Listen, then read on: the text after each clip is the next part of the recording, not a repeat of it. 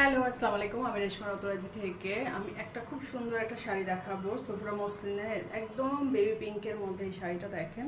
শাড়িটার কাজটা দেখেন খুব সুন্দর করে, এরকম করে হচ্ছে পিটানো কাজ, পাটটা এরকম করে। এটা কিন্তু আঁচলের অংশটা, হ্যাঁ, আঁচলে টার্সেল করা হয়নি, বাট আমরা যখন ডেলিভারি দিব তখন আমরা টার্সেলটা রেডি করে দিব।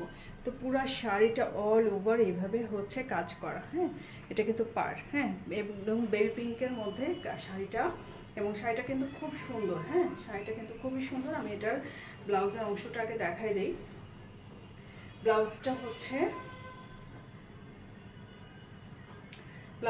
এটা, হ্যাঁ। ব্লাউজ এরকম হাতায় কাজ থাকবে, একদম এরকম করে হাতায় কাজ থাকবে, পুরো ব্লাউজের হাতে এরকম করে কাজ থাকবে। আপনার ইচ্ছা করলে কিন্তু এটা পিঠেও দিতে পারেন, হ্যাঁ। তারপরে এইটা হচ্ছে কুচির অংশটা, এখান থেকে স্টার্ট হবে কুচির অংশটা, কিন্তু এখান থেকে, হ্যাঁ, পুরো শাড়িটা এরকম করে হচ্ছে কাজ করা, কুচির অংশটা এরকম করে করা।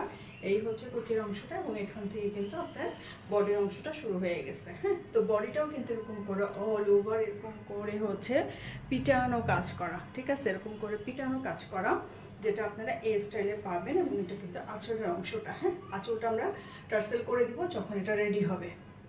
তো এই হচ্ছে শাড়িটা দেখেন, শাড়িটা কিন্তু খুব নাইস একটা শাড়ি, হ্যাঁ।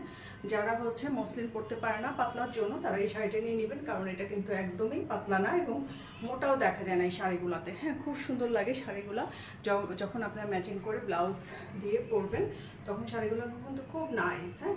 শাড়িটার লুকটা কিন্তু এরকম আসবে, এখানে এরকম করে হচ্ছে কাজ করা, পুরাটা এরকম করে কাজ করা, খুবই সুন্দর করে ওয়ার্ক করা। এবং এটা কিন্তু একদম ভিতরে কিন্তু, আচ্ছা, হ্যাঁ, এটা কিন্তু ভিতরে জরি সুতারও কাজ আছে, পিটানো সুতার কাজ তো আছেই, এমব্রয়ডারি, তারপর জরি সুতার কাজ আছে। আর এগুলো কারোর সাথে আসলে বাঁধে না, হ্যাঁ।